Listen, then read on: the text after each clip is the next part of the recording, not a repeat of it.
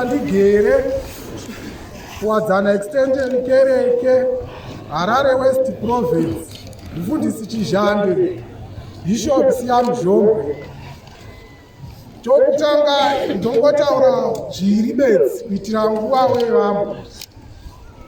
Chokutanga ndakarota hope pasaramwedzi pane zvakazoitika zvokuti vanhu vakazenge vaparadzana ioti nesu tiri pano kereke yaMwari. Amen.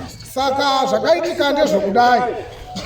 Ndakaona nzizi mbiri dzakanga dzakazara ndakavata ndichirota. Nzizi idzi yokutanga yacho munhu akatanga kuambuka ipapo achifamba nepamusoro pemvura namudzidzisi ndibhishopi Juru robva aenda kumhiri kwerwizi rwechipiri. Vasvika ikoko bhishopi Juru vanga vakabata bhuku risingagoni kubatwa namaoko emunhu asi vanga vakaribata namaoko maviri. Vaine chinyoreso muruoko rwavo chavanga vakabata. Mudzidzisi vakamira vari kurudyi rwavo vakamira umhepo. Vakavambuka ipapo ndakaona mabhishopi mashoma akaambuka vachinosvika vachivambuka rwizi rwechipiri rwuya vachinomira panga vachigara noukuru hwavo pakereke panga pamhiri porukova ipapo. Asi handina kuzarurirwa zviso zvavo. Vazhinji vakatadza guno rwokutanga vakanga vachiti vakapinda ndaingoona tsvimbo chete vachinyura vachiyerera vachienda.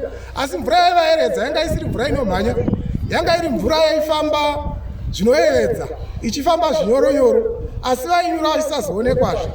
Saka yechipiri rwizi rwechipiri pakazoambuka vashoma ndokubva bhishopi Juru vatendeukira kuna mudzidzisi vachiti ndo vakwanisa ava mudzidzisi. Indakanga ndakangomira paya pandakanga ndiri pakati penzizi mbiri.